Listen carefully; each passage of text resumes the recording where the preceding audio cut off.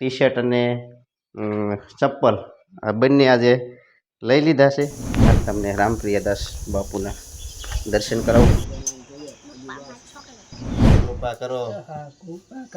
હા, અમારો ભારત દેશ આગળ આવી જાય.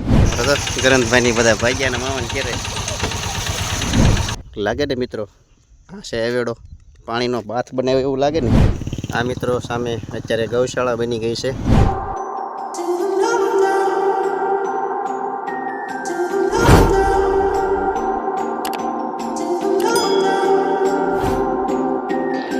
જય માતાજી, જય ગુરુદેવ મિત્રો, સ્વાગત છે તમારું મારા એક નવા બ્લોગમાં. વાગી ગયા છે 8:30 અને આપણે નાહી ધો અને ફ્રેશ થઈ ગયા છે. એવી આજે પહેલી જ વાર આપણે ટી શર્ટ ઠપ કરી દીધું છે.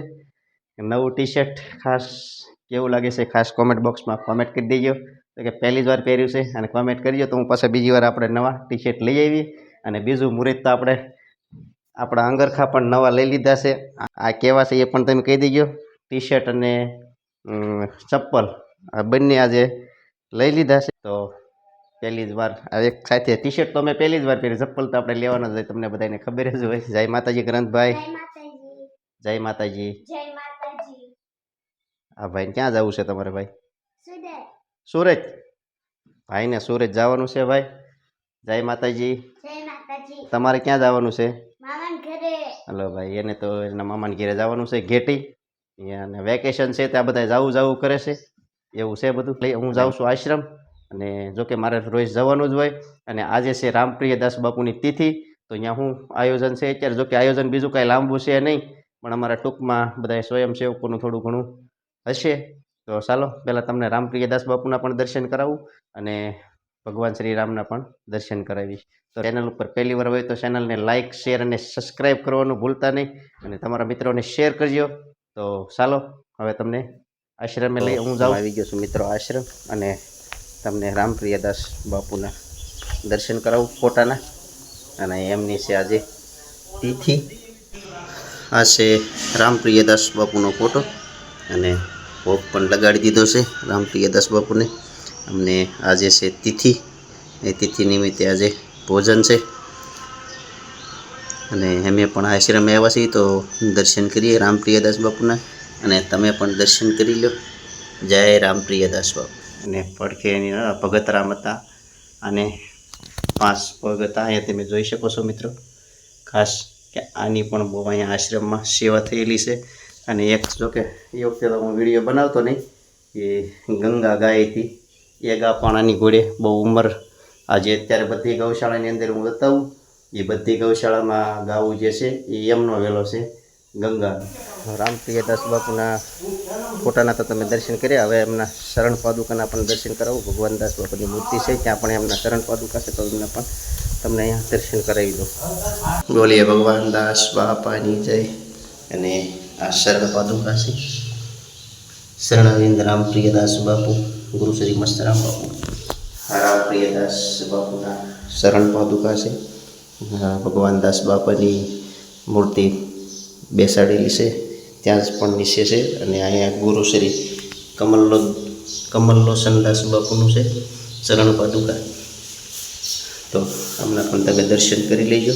શરણ પાદુકાના તો તમે દર્શન કર્યા જ છે. તો હવે તમને ભગવાન શ્રીરામના દર્શન સાથે સાથે કરાવી દો. તો કરો તમે પણ ભગવાન શ્રીરામના દર્શન. વાહ, જય શ્રી રામ, જય અયોધ્યાપુરમ રામ, જય દ્વારકાધીશ. સર્વનું કલ્યાણ કર્યું. જય ધરપકડ હનુમાનજી મહારાજ કી જય. જય મહાકાલેશ્વર ભગવાન કી જય. આ છે ગંગામાનો ફોટો છે. આ ગૌશાળાની અંદર તમામ ગાવું છે એમનો વંશ વેલો છે. આપણે અહીંયા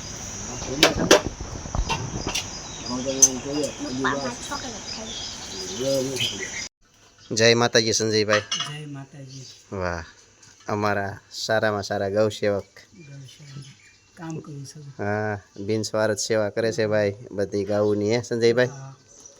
બધાને કહી દો જય જય શ્રી રામ. જય જય શ્રી રામ. હા, કૃપા કરો. કૃપા કરો. હા, અમારો ભારત દેશ આગળ આવી જાય. આગળ આવી જાય. કાંઈ વિઘ્નમાં ન આવે.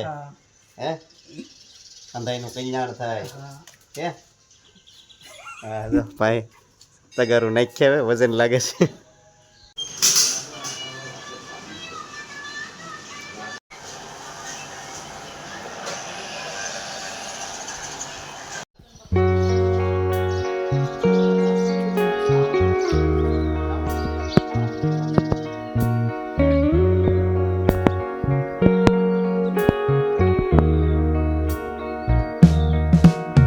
તો સમય થઈ ગયો છે પ્રસાદી લેવાનો તો હવે લઈ લઈએ પ્રસાદી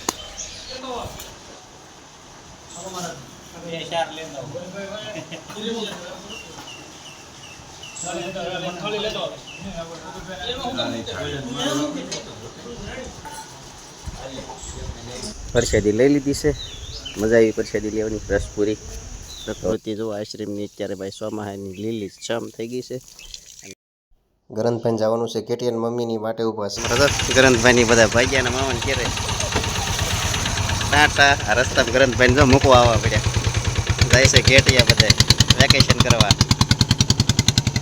અને આ મિત્રો તમે જોઈ શકો છો નદી આપણી વરસાદ આવ્યો આખી પાછી ભરાઈ ગઈ રજાવળી રેવતી નદીની સામો સામ આ લોકોએ રેવતી નદી પાડી છે પણ કહેવાય છે રજાવળી અને આ બાજુ પાણી જો ઉપરથી જતું રહ્યું છે અને અહીંયા અવેડો બનાવ્યો છે તમે જો એક નંબર ગજબ તો ચાલો તમને ક્યાં લઈ જાઓ જો કે જંગલમાં કહેવાય લાગે ને મિત્રો આ છે અવેડો પાણીનો બાથ બનાવ્યો એવું લાગે ને તમે જોઈ શકો છો ઉપરથી જો કે કવડી જગ્યા છે આ 10 બાય 10ની રૂમો હોય અવડો આ અત્યારે આ બધા જનાવરો જેટલા અહીંયા જંગલની અંદર સરવા આવે એ બધા અત્યારે અહીંયા પાણી પીને જાય એવી સરસ મજાની સુવિધા રતનપર ગામ તરફથી થઈ છે અહીંયા જો આ જળમની એક્ઝેક્ટ બાજુમાં તો કે સારું કરે એની માટે શેર કરવું કાંઈ ગુનો છે નહીં તો આવું કામ કરતા રહીજો મિત્રો આ મિત્રો સામે અત્યારે ગૌશાળા બની ગઈ છે